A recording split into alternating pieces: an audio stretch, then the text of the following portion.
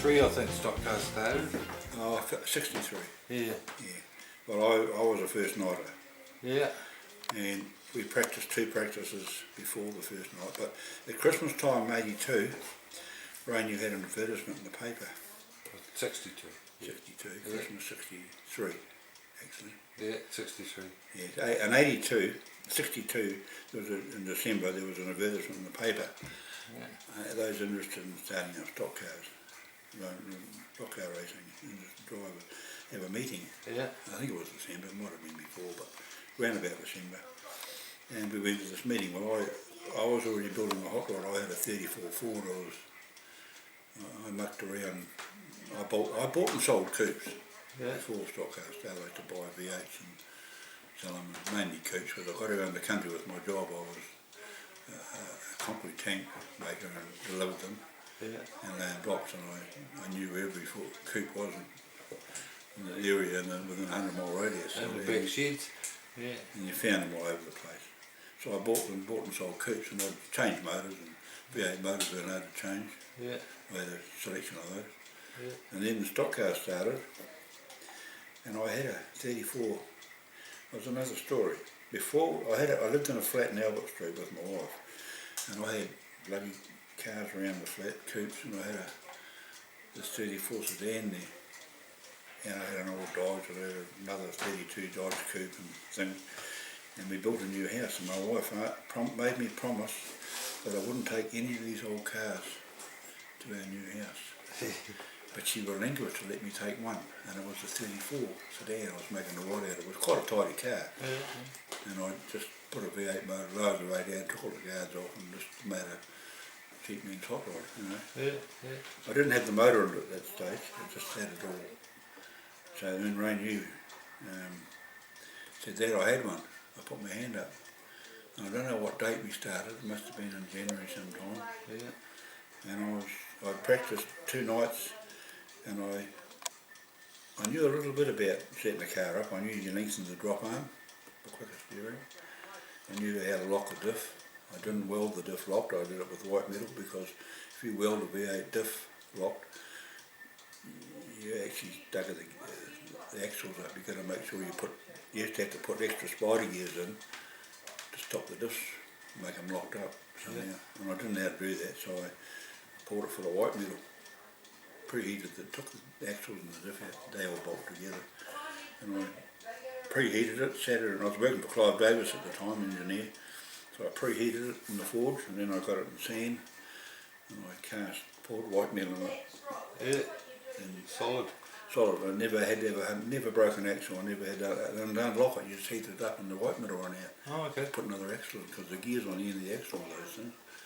So that's right. I did that, and I bent the steering arms out against the brake drums, because that gives you parallel lock on turn. I knew that's how the midgets work. I'm going from midget ideas. They lock the diff, and you had a longer drop arm to give you quicker steering, just depending on how quick you wanted it. And then to make your parallel lock on turn, there's actually an angle with a normal steering front axle or whatever you use. The inside wheel turns tighter than the outside one. Okay. And that drags the wheel. To go sideways forever, you want parallel lock on the front. So you can just, we did that, and in the practices, I was knocking over all the other, because I was brought up on Middle Roads. I lived out from Dennyburg, and then I lived out the coast, and then I moved to Cowtree in Palmerston, and I had to drive 5 miles every morning on a middle road. Well, I mastered that, going sideways. And so I hit the track, and I was just natural. And I was beating, knocking rings around the guys that were racing midgets. I was going with them, beating them in practice. I couldn't believe it. This is in the 34 Ford V8? Yeah. I had a good motor. I worked for Jim McKeag, the carrier, part-time, carting hay and doing a bit of stock driving. And the Tanners out of just out of Longburn, there's a farm on Kariri. Tanners had a farm there. And in the shed, in one of these hay sheds, was an old V8 motor with the head off it. And I knew it was there. I knew what it was. It was a 36 Ford truck engine. and I knew a little bit about them. The 36 Ford trucks, or the flat pistons had a good, truck motors had a 5T cam in them, a good pulling cam. Yeah. So they gave me the motor because I was a good customer, good worker for them on the hay, and took it into town to the garage. Ron Holmes had a garage. Our Chapman did his work in it, and Rex Hanson, he was my panel mechanic. And this motor, they'd taken out of the truck because it kept turning valves inside out. They'd reconditioned it, and it kept tucking. Well, in the V8 there's magnetic and non-magnetic valves. Well, they had them back to front. The exhaust was magnetic, and the inlet was non-magnetic. Well, whoever put the motor together, because the valves are the same, to look the same, they had them mixed up. And Rex knew, got a magnet straight away, and he said, I know what they've done. So we changed the valves. We put all magnetic in. That saved the problem. Yeah. And the balls were rusted up, so I got some soaked the balls for a few days. And Bridgie got the motor too, got a big crescent on a block of wood, and got it turning, and away we went. And it was I used that motor for 2 years. Yeah. Nearly 2 years before it. What sort of motor was that? A 36 Ford V8 truck engine. Yeah. Yeah. Same thing as a car, but just a different cam. Yeah. Yeah. And it was a more talky cam, was it? Yeah. Yeah. Anyway, before Stockcar started, I knew Jamison's garage. I lived not far away from them. Yeah. And I had a prefect, and it would take me at every 10,000 miles, I'd take me prefect up and give it a freshen up. Because Robbie had hotted it up for me and planed the head and put some bigger valves in it, opened it up a bit. Yeah. It was pretty hard on the bottom end. So when I got the Stockcar, Robbie said, bring your carburetor, your distributor and your petrol pump up to Jamison's. I started with Jamison's, and Robbie did that for me. Well, I never looked back. Yeah. He said, don't matter what the motor's like, whether it burns oil or one piston out. And it was true, but it went good. Yeah.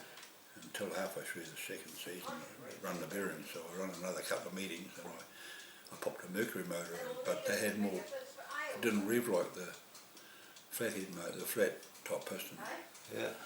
So I had to put 716s on it instead of 616s. And I lost, and then, that being the case, I run wire wheels on the first car. There was 35 Ford wire wheels, 16 inch. And I used to put a disc over the front one so the bumpers couldn't get into the spokes. Yeah. I didn't worry about the back. But then I got onto 47 Ford wheels, 46, 47, 48 Ford wheels of the same stud pattern. And unfortunately I didn't know that they don't mean you've got to have a ring behind the press steel rim. The wire wheel was made to fit the hub, the brake rim. The press steel one, there was a gap and you pulled the bolts through the... I was warned about it. Sam Fairman said to me, Charlie, you better change that, put a back to, you got to have a part of a brake drum behind it, a Ford one, to stop, you pull your bolts through, pull your nuts through the wheel, well it did. One night, and get him out, someone. Get him out. What happened was I lost a wheel. I had 716 on it, and there was too much pressure on the side of the fuel went over the fence, and it hit Mrs. Sands and her daughter and a man and the son, and got the four of them. So the next week I arrived with a wheel guard on my wheel. I put a wheel guard on. The stock cars had to have, nothing stuck outside the tyres, front or rear. Nothing allowed bumpers, not allowed, and I also put a nerving bar in the middle like the midgets had between the two wheels. That was okay, nothing stuck out past the wheels. So the week after the wheel come off, I just went home and I put a side rail on the right hand side, and they wouldn't let me drive with it because it was sticking outside the wheels. So I'd take it off. And then a couple of weeks later, Graham Stretch lost a wheel, a front wheel I think, and went over and knocked a guy off a lad that was sitting in the back of a truck and he died. So they made side guards compulsory. Oh, that was the start of it? Yeah, the Auckland guys had them and they took them off. But I put one on because I kept bending my right hand diff housing by going sideways into the fence and sideways into cars. Yeah. And I was running out of diff housing. So I decided to put the nerving bar in the middle. Then I put the wheel guard on. After that wheel come off, I put a wheel guard on there. Cause I thought I'd been hitting the wheel, you see. I didn't know that was realise it was the nuts pulling through the wheel. Oh, yeah. Anyway, that's how things evolve, you find out. So that was the start of the wheel guards. And then into that season, that was the second season, that was 84, 384 by then. I did that season with a Mercury motor, and which I found in another cocky shed in Dannyburg, Woodville, and behind it in a cow shed, with a bit of hay all over it.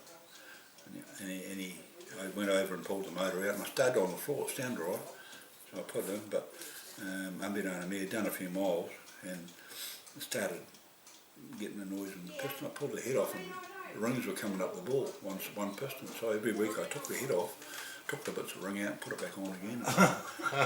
Well, that's what it was like. Yeah. Till 84, must have been, no, 83, 84. 64.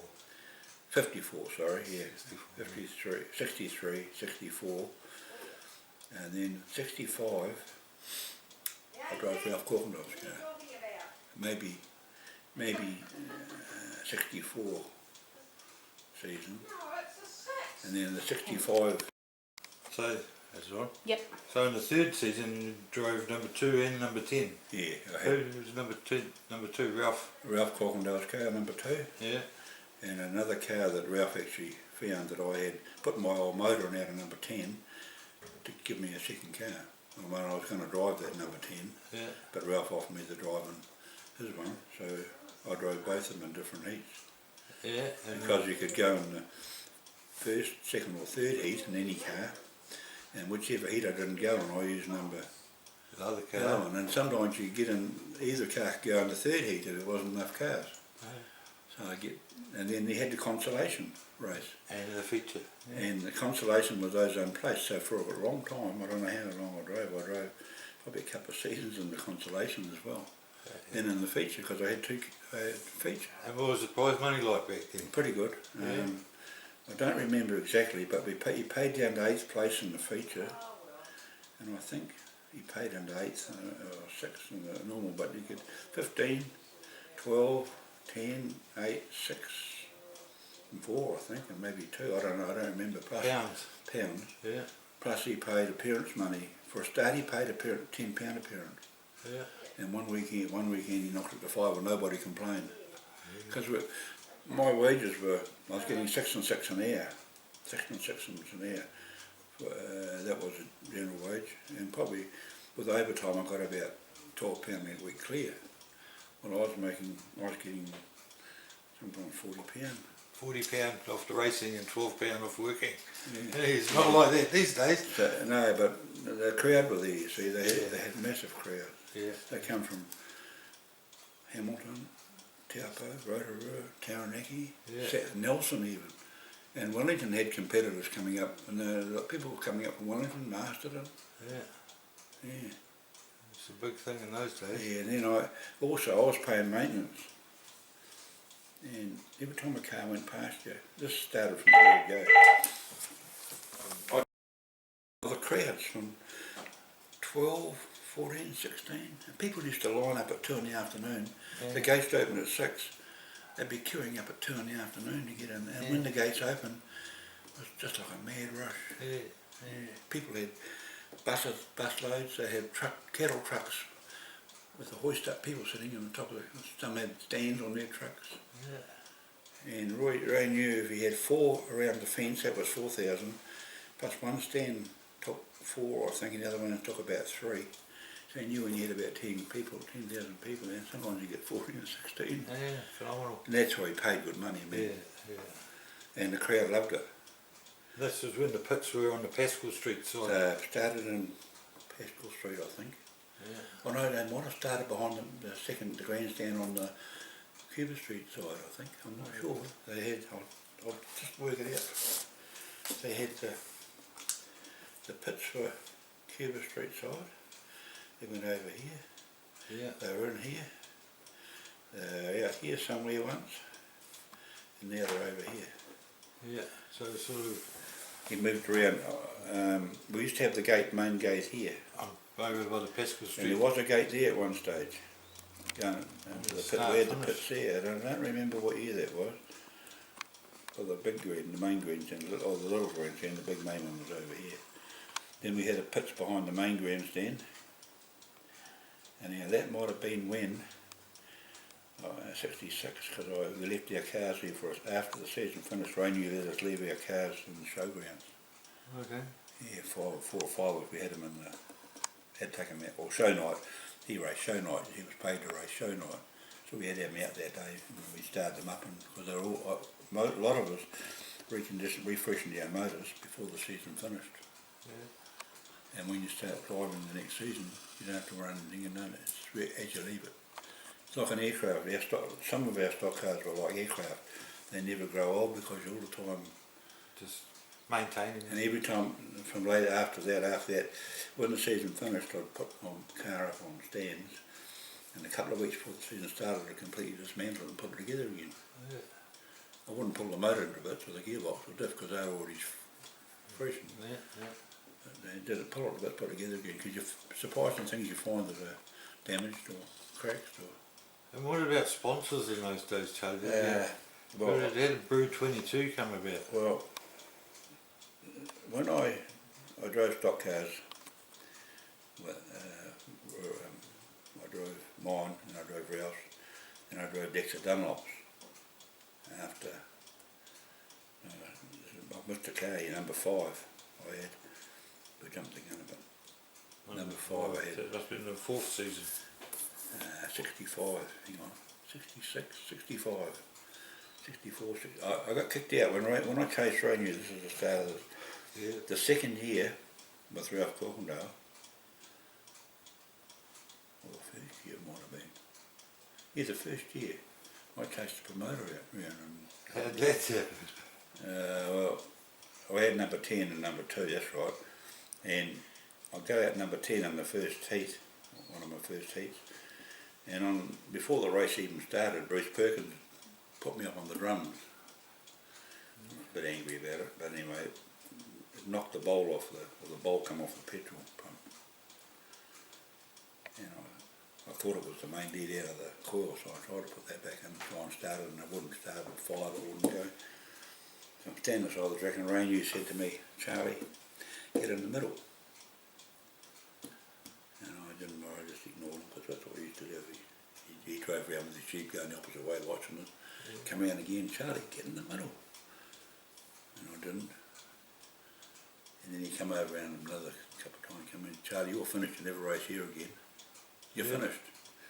So I went and got in the middle, and went, because I was very friendly with Rainier. I did help him a lot. I helped find parts for other, he did the same thing, finding parts for competitors and different things. Anyway, when the race finished, I said to him, he came over, I said, "Charlie, you know me, you're finished, I'll never race here again." So only him and me knew. So we took number 10 out into the pits, and Ralph Corkendale, I said to Ralph, "He's banned me." Because he warned me I'd have nothing but trouble, and he didn't like Ralph. It was Ralph's car he was banning, not me really. Yeah. So I said, "What are you going to do?" I said, "I'm going to go and line up on number 2. So I got on number 2, and Ray had up a few posts to fix and things, and he'd probably take quarter of an hour sometimes, 20 minutes. And then he'd drive over and just look at all the competitors. Yeah. So I outlined up, and the Aussies were there at the same time. Aussie team was there, one Aussie team, and I'm sitting with them on the track, and he came in and he said, "Charlie, get off, get off." And I didn't. I just ignored him. Anyway, he said, "Get off." Come over to my car and he said, "Get off the track." I said, "Ray, you want me off, you get me off." And I thought he'd go and start the race, because only him and me knew. Ralph knew, but we're the only ones that knew that he'd banned me, because I was on the side of the track, which we used to do quite often, putting throttle linkages back on and plug leads. And anyway, eventually we had a bit of a, he got the forklift over. Gordon Cozy brought the forklift over and put it under me, and I just drove off it. Because Ralph said that, "Gordon, if you pick Charlie up, he's going to knock your bloody block off." So Gordon wasn't very keen on that. So he just put the forks under me and I drove off, and he did it again, I drove off again. And then they took the forklift out into the pits. Then 2 policemen came out, I think. I don't know when that was, but I might have chased. They got the tractor, Jim Peck on the tractor, or Ferguson tractor, come and started pushing me because I went and lined up, and he pushed me. I let him push me down to the gate, then I'd go back and line up. I thought, well, they're going to let me start the race. So no one, did that a couple of times, and about the 3rd time, he gave me a decent bunt. Yeah. With the tractor, and I gave him one back, and I did a bit of damage to it. We had a bit of a head-on crash. And then I backed out of it, and then he got side on, and I just hit him as a playful bunt, and his back wheel was climbing over my radiator, and I could see it was all on the side, and I saw 2 whole lot of fingers come up on top of the mudguard, and then a big nose came over, Jim Peck's nose came over the top. I thought, oh Christ, so I backed out, went and lined up. And then, next thing I know, I'm circling around a bit, and 2 policemen, while I'm fighting with the tractor, I think it might have been, these 2 cops come out. I actually knew one of them, back side by side, so I thought, oh well, I just drove rather slowly, and a bit faster than walking pace at them, head on. They went one each way and then back through the fence, so I went and lined up again. And then Ralph called, and I went and lined up, and Ralph said, Charlie, he's going to kill you, look at this, he's on the forklift, well the fork's up halfway and he's coming straight at me. Who's this, Ray New? Ray New was on the forklift. Yeah. He's going to kill you. Christ, so anyway, we had a bit of a dog, and I didn't try to go near him, I just kept moving, so he had to, because the tractor couldn't do a thing. Oh no, sorry, I missed the bit.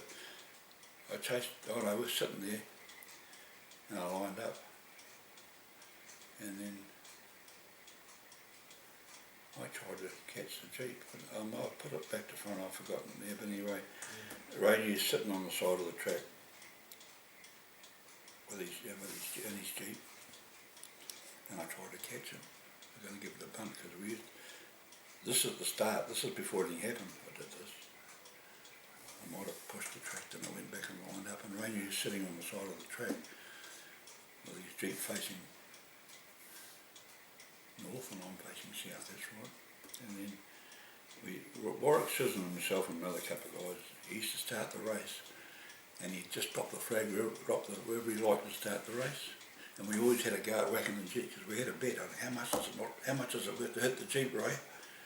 That was a going thing every night. So he knew we were trying to give it a tap as he started the race. Sometimes number 2 would have a go at him, the guy behind him, but we never called him. So, and he knew that would be in my mind, I think, because anyway, I dropped the clutch, he was waiting for it, and he took off, and I chased this bloody Jeep. We were 4-wheeling around the place, and I couldn't catch him. I couldn't catch him, bloody stuff. And he drove over to the fence and dived through the wires. And I went back and lined up. That's when the police came out. Oh, the crowd would be loving it. Oh, I could hear the crowd.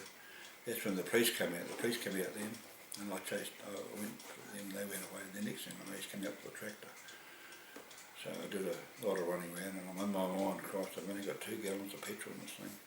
I only used to have a 2-gallon tank. Yeah. And I'd done a lot of rev. I kept the motor going so no one could pull a handful of wires off, because I put a mag on the thing, and you had to be revving to. If it stalled, I might have had trouble starting it, so I kept it revving all the time. Yeah. I was like, shit, I haven't much petrol left yet now, and he's driving around with this forklift, and he didn't, if I'd stopped, he'd put the forks in me, so I thought I'll get off. So I drove down towards the gate, and I heard Wally Harris say, clear the gates, there's no telling what this madman will do. And I thought, because he prayed, he was a good announcer, but that made it bad for me, and called me a madman. I thought, you bastard. So I get the tower I rake, as I was going past his tower, I raked it with the forklift. He dropped his microphone, he's hanging on for grim breath, he's up on a tower, hanging on to a pole. And I went out in the pits, and half the crowd followed, all the bloody kids, like the Pied Piper. Yeah. Just seeing people, kids and people. Anyway, Ray New fought through the crowd. He said, Charlie, have a week off, just have a week off, come back. The best thing that ever happened. Then I went to see him on a Sunday. Monday morning we used to go and have a yak with him, different things. Not 2 or 3 of us, some of his workers, and he said to me, Charlie, you're finished, I'll never race here again. Yeah? You're finished. Yeah. He told me then, he said, if I let you race here again, the police will cancel my licence. He had to get a licence every week to operate. Yeah. That was it. So, then the control board took my licence off me. Jeez. Yeah, but they let me appeal. I was very lucky because a lot of people, Ray New was part of the control board, and a lot of the promoters were ex-competitors with Ray, and they were all on the control board. There was a guy from New Plymouth and a guy from here, the ACU man here. Anyway, they let me have a hearing with the control board, but I've been to court before that. I had to go to court and I got fined 1 of willful damage and 2 counts of assault. I never hit the Jeep. The week before, Ray New had shoved me through the fence with his Jeep. The week before, I had a deal with Ray New that I asked him for more money because he's paying down 8th place and only 2 or 3 cars finished, 4 cars. So I asked him for the rats and mice that wasn't collected. He said, better than that, Charlie, I'll give you the first, second and third if you're the last car to go. Well, I got down there. I'd got down previously down to 2 cars. And the night before this incident happened, I got down to 3. Bruce Perkins and Ray New, Graham Stretch and myself. Now, I was third, I was in front, and Bruce Perkins was second and first. And come the white flag lap, the last half lap, Bruce Perkins made a run for it. They wouldn't pass me. I was going dead slow, trying to get them to make a go for it, to have a go. I was going to get them both, make the bonus. Anyway, Bruce Perkins made a run for it out wide, and I got over and pegged him. And at Graham Stretch, had a bit more brains than Bruce, and he stuck on the pole. And I got him just at the end of this is the start finish line. So I couldn't, it was too far to go. He had a good car too, so that's all right. Graham won the race. And when the race finished, he tried to drive past me, so I just stuck him into the wire, quite gentlemanly like. Because we were friendly, but on the track anything go. And I pushed him into the wires. And Ray New came over the Jeep and he shoved me into the wires. He said, what'd you do that for? I said, well, he wasn't going to pass me during the race, he ain't going to pass me afterwards. And that was it. But then the next week, this incident happened where I chased him. I didn't hit him, I tried to. I would have hit him, I'd have spun him up all right, I'd pushed him right across the field sideways into the fence, because that bloody wild. But I couldn't catch him. And so I got fined for willful damage. I cracked the tractor, broke a bit of the belly out and I stuck it. They repaired it, but I let it pretty hard, head on. And then, well, he was hitting me hard, so. And then the willful damage was, I got fined for that, and 2 counts of assault. Now the first count of assault was Jim Peck on the tractor, and I accept that. I mean, Jim Peck was on the tractor and he got a bit, they were shaken up. And he didn't deserve it, but it wasn't intended to happen that way. I mean, he didn't get hurt, but he got a bit of a fright. He could have changed his underpants, I reckon. But Ray New, in 1886, a guy on a horse was clopping along the footpath at night time, and the police sergeant standing behind a power pole reached out and slapped the horse on the arse. The horse reared up and the rider fell off, and that constitutes assault, and that's how they charge me. Oh, yeah. And if someone's got reason to believe you can, that's assault. They've got reason to believe. So I got done like that, and then that gave me a bad name. Oh, really? Then I went to Stratford the next week. Is that where Big Bad Charlie came from? That's where it came from. Well, Johnny Hill there was an engineer in Princess Street, Coley. He let me use his welder and things to fix me. I used to drive it down there Saturday afternoons and fix it, do things to it, and drive it home again, drive it to the track. We used to drive my cars down there and home again, because we had no trailers on there. I had a prefect car and I didn't like A-frame, right? took control of my prefix. So best thing was to drive it down, and then Sunday morning if you still go and drive it home. Oh, yeah. But I used to, Coley Seymour was his name, and Johnny Hill, he and Carrier worked in town, and he put, the first night I wrecked my car, the very first night I hit the fence, I didn't know where in the hell I was going around the outside real wide, and I hit the fence and shot my head first and bent the car in half.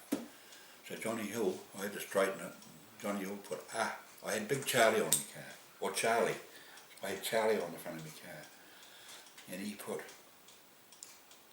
Big Charlie one week, and then he put then he put Big Charlie, Big Charlie, so that started it. And when I chased Rainier, he put Big Bad Charlie, that's what he did on the front of those, Yeah. he just added bits to it, that started it. Oh, yeah. Yeah, and then the week after I had a row with Ray, I went to Stratford, they'd just opened, and their track was like racing on, driving on brown sugar, they had all new cars, like just ordinary cars. No stock, no hard like stock cars. Our stock cars had been going a while, but there was only mainly just our first cars. And I just played around, and I went back. I got spun up. I spun myself up and let them pass me. And I got sick of this side. I drove around towards them. I went round the other way. They got me in the shit. They were peeling off, going into the fence. I wasn't going to hit them. They were just. I was just sick of spinning the same ones up. And you couldn't drive, you couldn't go, it was a slow thing, so I just stayed the way I was facing and drove off. And that got me into trouble. So they didn't want me up there. Then I went to court and got fined. Then the control board had their meeting and nobody would have me. So I appealed. That's what they took me license. The next year I appealed. I went to a control board meeting. I was allowed to go to the meeting and appeal. They allowed me, which they didn't do. And Napier said they'd have me. They just started up, they used to have midgets and bikes up there. And they just started racing stock cars.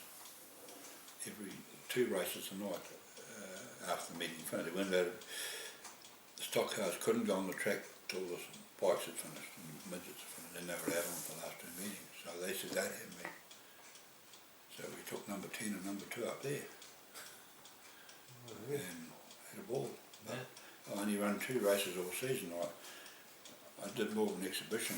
Hello Ralph, he didn't appreciate it. I'd be out in front and I'd start going through the field again, waiting for him to go through them again, and I'd end up second. I didn't want to win, I just wanted to put a show and make money good. Yeah, yeah. And number 10, he sold that up there. Well, I did drive it up there. And I drove a few of their cars too. The guys were built it. There's a guy in Hawke's Bay, Freddie Corns, built a real good motor. He's a boatman. And a garage in Hastings had a car, a Dodge motor in the car, and they couldn't drive it. And I drove it, and it was just unreal. Yeah. They just couldn't know how to drive. They just couldn't. The Dodge V8 or Dodge 6. No, 6 is not. The only V8 I drove was my one. And Ralph Cockendale, the one, he had a side valve on that when he first got it. When he first started drive. Then he put an overhead valve on it. But they were 240 cubic. We were allowed 240 cubic inches. Yeah. And there happened to be a little 54. They made an overhead valve, 240 cubic inch, 239 actually. Yeah. And so did Chrysler. But we didn't get them out here. They only come out here in straddles, timber straddles. Yeah, so we had one of those, and he put that in. It was unreal. It was just unbelievable. Yeah. Don Pakalowski helped set that up, and Don Pakalowski was a good mechanic, good engineer, good mechanic. He's a wizard. He could fix anything. He was. We put 13-inch wheels on the front, which something you couldn't do, but he did it. And we put 13s on the back, and it just that thing would just go forever sideways, and you could get a lap behind and catch up. Don actually won the very first race at Palmy. I think he did too in a car. Yeah, he had a 35 coupe. Yeah. I've got a picture of that. Yeah. I'll put that on this video actually. He did a few jack-ups. He had a midget car. I did drive it, not on the track. He let me have a drive around the pitch one day. Because I was starting to build a midget when Stockcar started. Yeah. I would have bought one, or I was starting to build, I had a lot of spare parts. Well, I grew up in Fielding, and Don was in Fielding. Yeah, I know. I remember he had an airplane engine and a boat. And I've seen that, Demi Downs and Warren Downs and Yeah. I'll tell you a story about Don. Yeah. Don used to drink a bit. Yeah. Quite a bit. Couple of Ubers. Yeah, anyway, they built a new house in Fielding. No fences, just all the houses look the same. He comes home a bit turped up. And he goes into the wrong, his key fitted the wrong house, so probably a lot of the keys will do. He gets into the bed and tells her, move over here, bitch.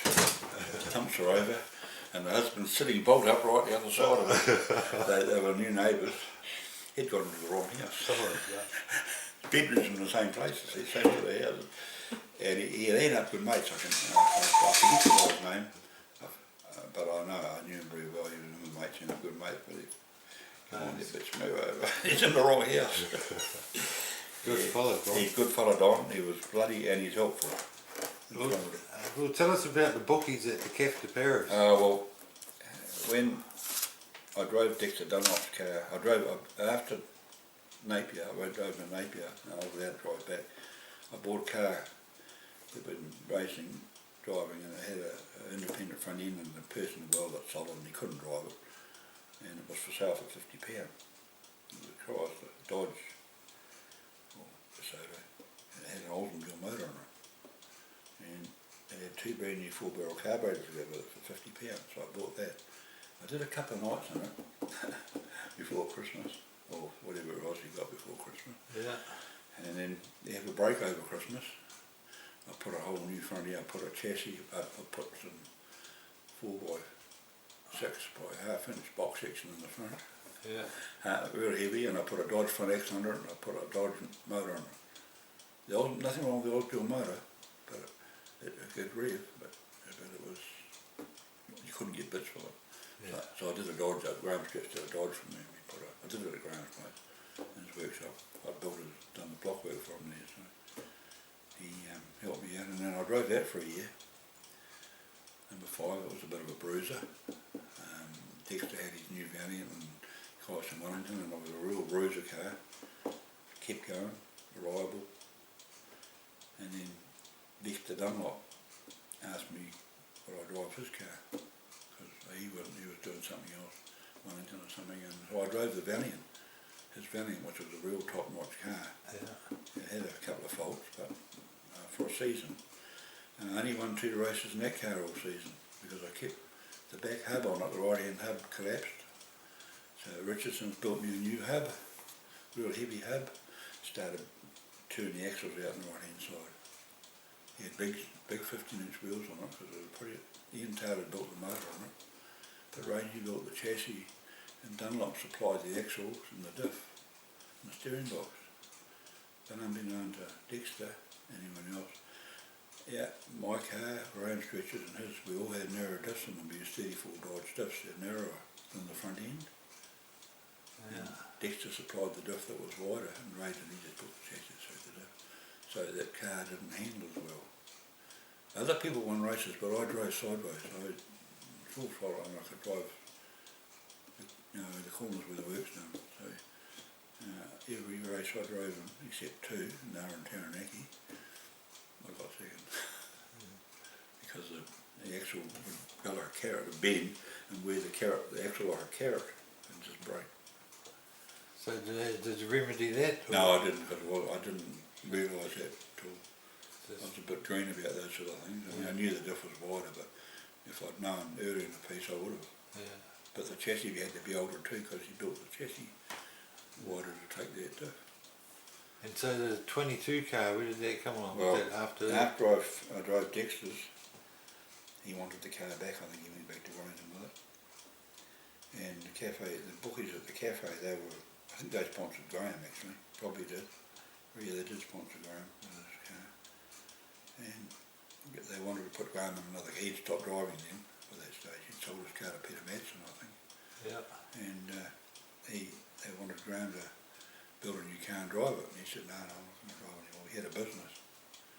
He said, why don't you do it with Charlie, do it with Charlie. So they put $1,000 up, and I put $1,000 up, and we needed another 1,000, but that's what we paid. Graham didn't spare any expense, but he didn't, nothing second hand except for the diff and the front axle, the steering box, the rest was all new wheels, new brake lines, new. Yeah, flash. Oh, well, it wasn't flash, it was just practical. Yeah.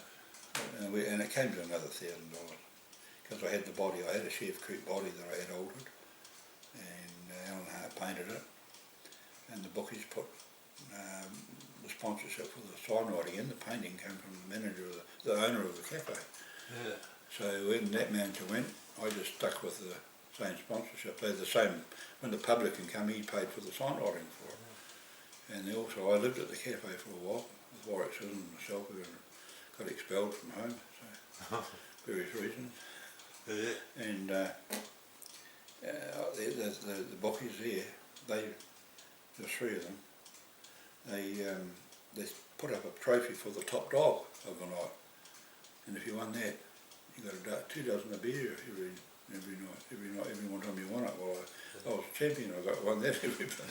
Top dog by being stirrer of the night. Well, that was I don't know how they did that, but I forget now. But top dog, yeah, one stirrer or one of the most races or something. Yeah. I tried to win a race a night to prove that I wasn't just playful. Yeah.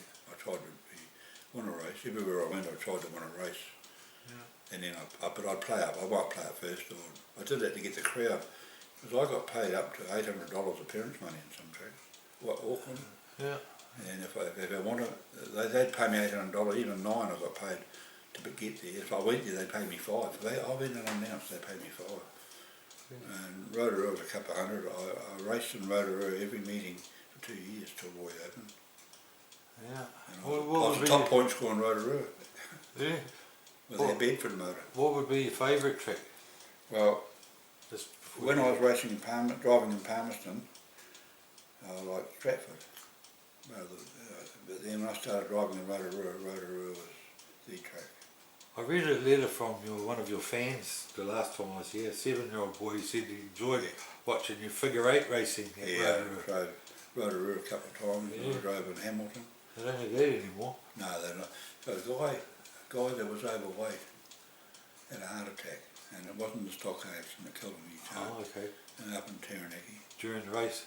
Yeah, and I drove in Hamilton figure 8s. Is that Forest Lakes in Yeah, Forest Lake. Then I drove in Auckland. My first one was in Auckland. I drove a guy's car who didn't want to drive in it, so he let me drive it. One of the Paul Mortown drivers. Yeah. And I don't know where I got Hamilton. Well, Sam Fairbairn said to me, Charlie, when you hit the cross, you hit them, don't let them hit you. And if you're going to get hit them head on. So that's what I did. I did a go. It's very muddy. It's got to be, the figure 8's have got to be muddy. Oh, okay. Otherwise it's dangerous. And you drive back, and you've got to drive one half the track the wrong way, the way you aren't used to. Yeah, yeah. And that didn't bug me, because you soon. Yeah. So but anyway, this track, Bruce Robinson arrived there. I didn't arrive with the car. Bruce Robinson was cancelled in Palmerston, and because my kids lived in Auckland, and it took 4.5 hours to get to Auckland. Robinson ran up there with his stock car like that, tying it, yeah. with a Thunderbird, I think. And I went up and see me, and I went to the meeting and got there in time, because he cancelled at 2 o'clock in the afternoon, and I think, or 3 o'clock. Yeah. Right. And they had this car spare for a figure 8. He didn't want to drive it. I won't tell you who it was. Anyway, he's one of the good pull-more drivers, but they can be pretty brutal, figure 8. I bet. And Cam said, go through like a train. Go through. If you're going to go through the cross, get some cars in front of you. Don't be the front one. Don't be that one. Try and get behind them and load them all through. Yeah. And that part's everything, you're like a bloody battering ram. You go through the middle. Anyone coming. Yeah. So, and he said, if you're going to get hit them that way. Hit them head on, so you're equal. Don't hit them. That was the instruction. So I did that.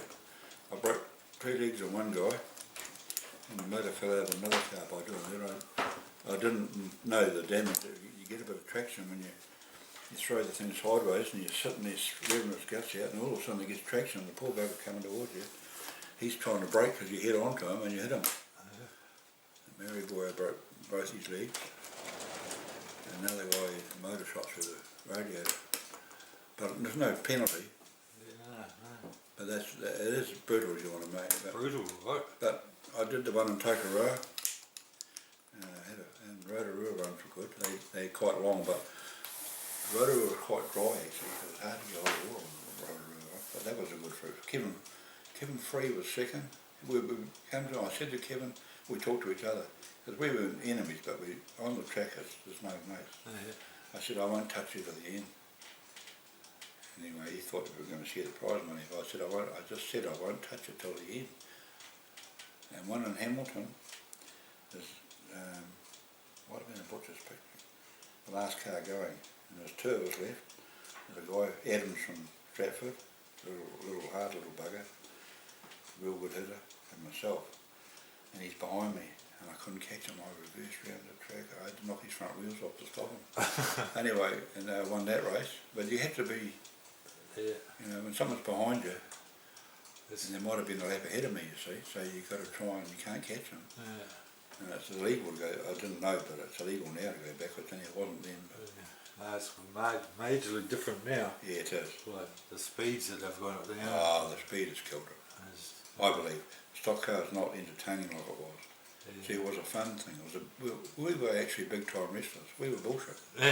Well, sort of. And we knew each other. And you didn't try, someone you didn't know, if someone did you dirty, you did it back harder. And a dirty, I mean, by hitting you when you're stationary. Or if you're broken down, they still hit you. Some guys did that. So you got to hit them back harder. Well, if they push you into a parked car. On that, Charlie, who would be some drivers that you had respect for? Or who would you rate your rivals? I never really had, I like the top drivers in every track, I picked on them. I'd spin the lesser guys up, but I wouldn't do them any, they're still there. Significant hits. And I knew, once you drive around the country, I got to know, like Harold Kells was a true stock car driver. No quarter given, no quarter asked. And if Harold was behind you and you muck around, you knew you were going to cop it. There was no, probably Jack Navarro was the same, but there was no mallet, no. I like Sam Fairbairn as a racing one, but we still looked after each other, but if you're in the way, he pushed me. In a racing, we were racing going around the country with the Auckland promoters doing a Aussie tour. They had Aussie saloon cars and they took some of us guys around the country as stock car drivers, and John Henright was one of them, Sam Fairbairn. We were the Kiwi team against the Aussies. And then we were in Gisborne, and I knew the Aussie Auckland boys were going to get John Henright, because he's quite a good driver and he used to win a lot of races in Auckland. And they were going to get him. So I shepherded him all night, because I was pretty friendly with the Auckland guy. I got to know them when you drive there, and we'd drink together. And anyway, I shepherded John Henright all night, and Sam had a guts full of it. And he pushed me into Henright, you know, at the right time in the corner, put him over the fence. And you got to do it with a precise. Sam was a very clever driver. I learned a lot from Sam Fairbairn. He's the captain of the Paul Moore team. Yeah, bloody good. And most of those Paul Moore guys are good. There's Graham Mitchell, Wee Mac, Laurie Hines. I knew them all, but on their own they were hard. They didn't draft for any, no quarter given. But I did beat them, and we had a race in Auckland, a New Zealand team against the Paul Moore when I was the only car to finish. And they really taught us a lot about team driving. They knew exactly who was where and what. They'd park their cars strategically in the corners, and they could move with the starter motor, which you could have one here going like this. Come around this time you go behind, next time you got to go in front. And there'd be one here parked that way, doing the same thing, using the starter motor. You might have one going round and another one here waiting for you, you know. We learned a lot of Paul Moore was the hardest team that I ever drove it to. When you raced for the Panthers, who were you driving with the Panthers with? Well, we started off John Henright, Jack Navarro, Warwick Sisson, Jack, Henright, myself, and Graham Hennyside, that's right. Graham, he's number one, he's number 6. Ray knew had a car number 6, and he was the top driver. So Graham had number 6. Warwick 52, or 54, whatever it was, 54. Jack Navarro's number 9, wasn't he? 36. Well, I don't know, Jack. I'll look it up. Jack. Warwick, John Henry, I forget his number, and myself, I was number 22 then. Yeah. 22. 22. Yeah, because we paid out. My one was red, Roy's was white, Jack's was yellow, I think. Yeah, yellow. And we all had paid our cars black. Yeah. And Rainew's was already black. His car was already black. Yeah, then when I left, when Roy left, John Henright left first. And I can't think whether Robinson went in or he might have been Bruce. He had his tank by then. He mightn't have had it, I don't know. I can't remember who went after Roy. Oh no, Roy went in for Henright. That's right, Roy came in when Henright, that's right, Roy was 54, sorry. John Henright, when Warwick was 52, I think.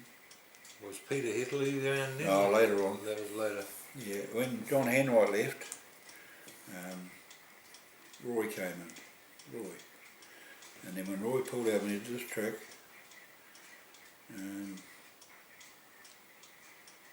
it must have been Robinson, I think. And the tank? The tank, yeah. The Robinson tank, yeah. And then when I left, Peter Headley came in. Okay. Oh no, he didn't. He came in with, when Warwick? No, Warwick must have left. Did you ever have a drive of the tank? Yeah. Yeah, what did you think of that? Terrible. Terrible. I couldn't, well I don't like sitting up. You drove sitting up. I've always driven, I've got a couple of cars that had under some chest, I cut them off. Oh, yeah. You drove sitting up and Bruce, yeah, and he used to wear cricket pads and Yeah. I couldn't get the feel on my arse. You drive by your feel, and the steering wheel was here. I like to drive arms stretched out. Yeah. I drive arms stretched out. And I've had a steering wheel under my nose twice and you don't want that, so the steering wheel was 2 feet away. Yeah. That's how I drove. and I actually drove one-handed. I used to hang on with this hand onto the roll cage and drive one-handed. I've seen Malcolm Nartlow drive like that. Yeah, you get more, one hand's quicker. When you've got two hands on the steering wheel, it's slower. Okay. And because I set your car up to have half a turn-inch lock, and you can't drive sideways unless your wheel's going like that. And it's too slow with two hands, you drive quicker with one hand. Oh, okay. Yeah. Oh, so you didn't have any goals of having a tank of your own? No, I never did, no. I stuck with, I had my first car for 2 years.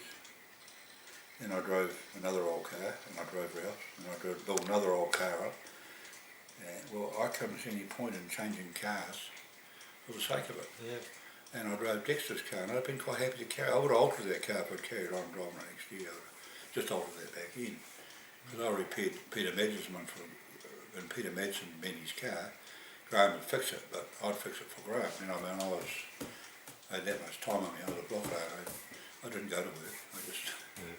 Get paid by stockcar racing. Yeah, and Graham Stretch was a great...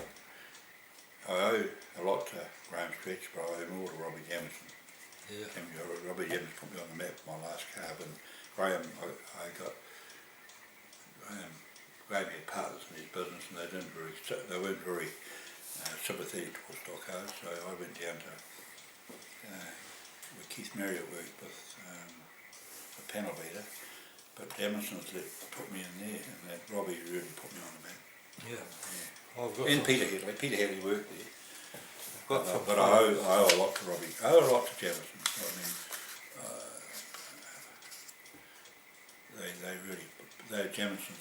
Robbie Jamison was a genius. Yeah, I went and visited him, and I've got some photos of some of the cars he built, some of the midgets. Yeah, he did the midget. He did a good job of. He made a marvellous job of. Bruce designed the tank with Robbie. Yeah. I think Bruce designed it with cardboard. He had a little cardboard model we used to see. Yeah. But Robbie really, I've seen him one night turning it. It's happened to me since, but Robbie was giving it a run with the throttle, turning with the throttle, listening to it, crackle, bloody through a valve. Yeah. It's the only time I've ever seen Bruce Robinson spit the dummy. Yeah. And Bruce Robinson's pretty cool. Yeah. And it was about, we had to be down at the showgrounds up R7. Supposed to be there at R7. It's about R7 this happened, he's going to put on the trailer. Well, Robbie had that car there before 8. Took the head off, fixed it and put it heated back on there. He arrived there before the Grand Parade. Yeah, without any power tools. No, he did it at work. No, he did it down at the garage. Yeah. Our car hadn't left the garage. We had a back part of the garage that Jameson's allowed. That's just around the corner from where we live, actually. Yeah, well, Peter Hitley had a space, I had a space, and Robinson had a space. Yeah. In the back part. On Main Street. Yeah, it went off the man. And Graham Street had a similar rule. No beer, no alcohol in the garage. Yeah. Jameson's had the same. And you didn't go for half an hour after you stopped working, you stayed there in case a spit of rag was catching fire.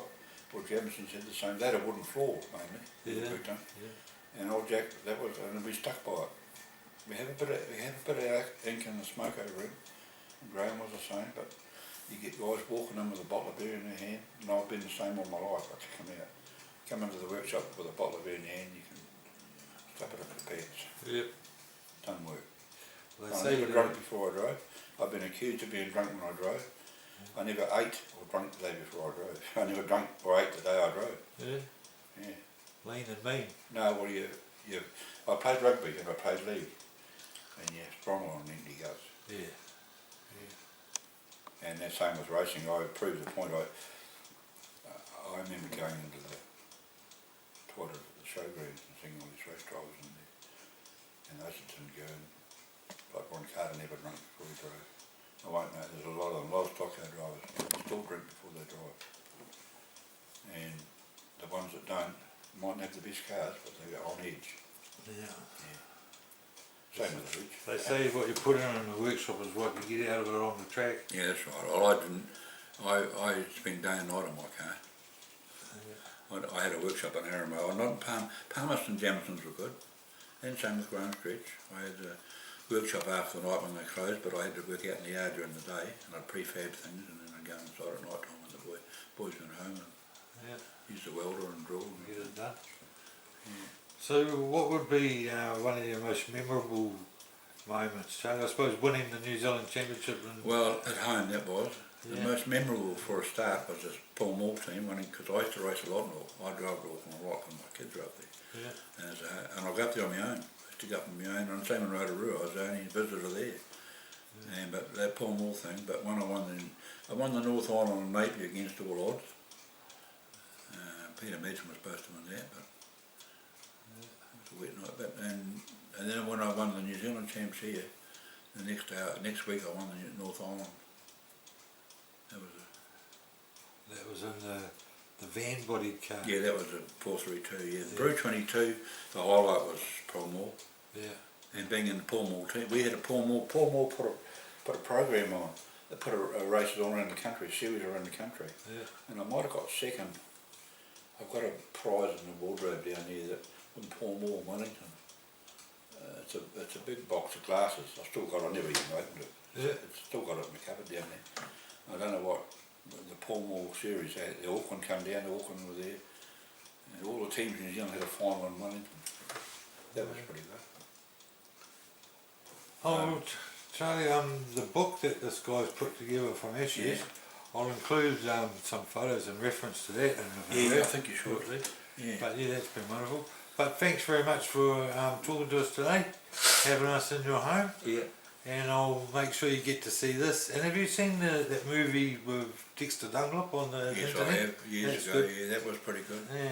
Well, I'll show you this one, and it'll be. Yeah. Dexter was a good peddler.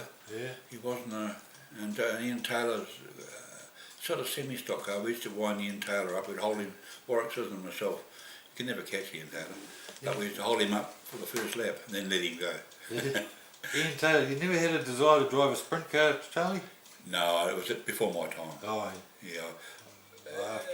I think I could do it now if I was 30 years old, 35 years old. But you've got to be really on edge. I mean, no balls, and you've got to be on edge. Big horsepower. Yeah. Well, they drive themselves if you've got them set up, I know that. And in stock cars too. You've got your stock car set up right, you can close your eyes. Yeah. If you've got it set up. But the last car was never fast enough. I could never go fast enough, and I was trying to, it was pretty standard. I had the motor worked on, but I wanted to get more out of it. I was going to make a high-rise manifold and work on it. It's just standard. I had a 4-barrel on it, but I needed to get more. into it, because I could go into corners without backing off. I'd be doing this to get him to go faster, because the work's done on the corners. I thought anybody can go fast in a straight line, but you've got to get around the corners. Yeah. And you've got to go into the corners, not worrying about the guy behind you. If you're worrying about him, so you've got to have in the corners where the work's done. I relied on corner work. Yeah. Yeah, straight's easy. You can let them out the bum.